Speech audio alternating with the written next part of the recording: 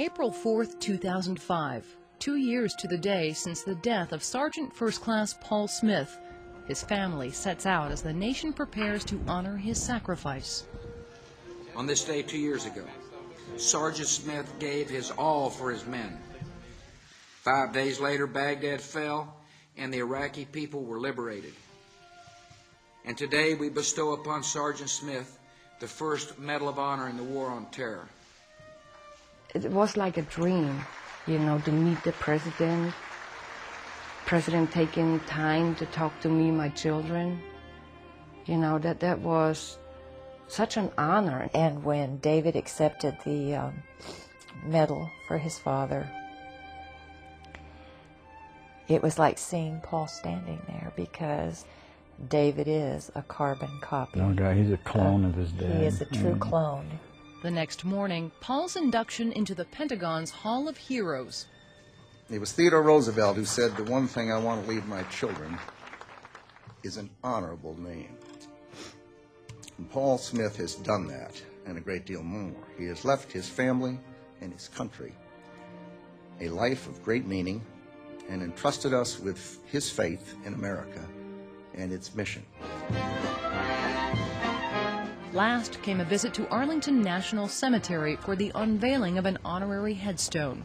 This stone will give soldiers, past and present, and those who aspire to wear the uniform of a soldier, the opportunity to reflect on Paul's actions 2 years ago. Actions that saved the lives of 100 of his fellow soldiers.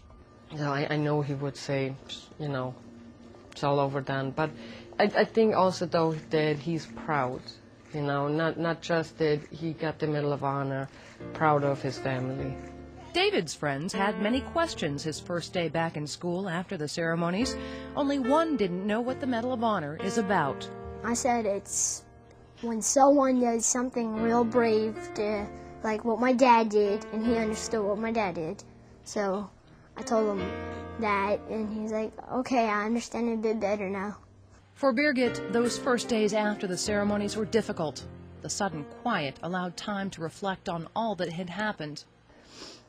I felt like I traded Paul in for the Medal of Honor. I know it's not the case, but I would give anything to have him back, you know. And it just, you know, just hit me, and a lot of times I'm fooling myself and thinking he's just deployed, and that he would walk in any day. But then reality hits me, and I know it's not happening, and that hurts. That hurts. Paul's family will carry the pain of his death with them always. It can only be tempered by time and a belief he didn't die unnecessarily. Paul's mother says the success of Iraq's first free elections in January 2005 helped. It took me so long to come to grips with his death. And then when President Bush addressed the nation and had that Iraqi woman on there, when she stood up and she had tears just streaming down her face, and she was literally shaking, I watched her raise that finger. For the first time, I wasn't angry anymore. I really believed that Paul's death was not in vain. Birgit's consolation comes from knowing Paul has a place of honor in America's military history. I know Paul's name is out there forever. You know, that make it easy for me, that nobody's going to forget about him, that he's going to get into history. And I just wish, you know, it wouldn't be just Paul, because we have too many soldiers we should think about and recognize as well. Sergeant Smith's loss has also been difficult on the soldiers who were with him in the battle at Baghdad Airport. Some wonder what they could have done differently. Sergeant Louis Burwald was badly injured in the battle. It was his gun Sergeant Smith was firing. He got up there and he manned that machine gun. And I feel bad that he got killed there. He got killed pretty much doing my job, but that's something I always deal with. Many soldiers were involved in the battle the day Sergeant Smith made his stand. Some, like Louis Burwald, were injured.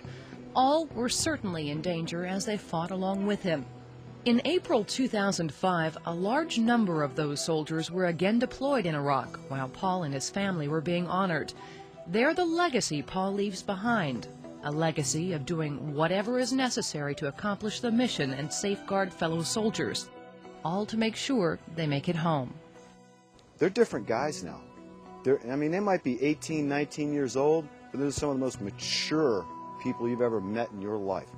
And it's not because Smitty died, it's because of the way Smitty trained them. In the Army, combat engineers are called sappers. They're the ones up front clearing minefields, blowing up enemy weapons caches, and figuring out how to engineer ways around or over obstacles in combat environments. Sapper was a term Paul used with pride. He called every one of the soldiers under him Sapper. Hey, Sapper, come here. Hey, Sapper, how's your day? He just called us Sapper, every one of them that worked for him. Each of those soldiers proudly wear on their uniforms a tab that announces their profession. And now, among Paul's peers, the Sapper tab has a new name. Yeah, definitely within the engineer regiment, that's going to be part of his legacy, because the term, the Smitty tab, not the Sapper tab, it's my Smitty tab. One of the key requirements for a Medal of Honor is a clear determination that a conscious choice was made to risk one's own life to save others. Sergeant Smith expressed that choice first in words when he wrote to his parents, "I am prepared to give all that I am to ensure that my boys make it home." Sergeant First Class Paul Ray Smith showed those weren't empty words on April 4th, 2003, when he placed the lives of his soldiers above his own.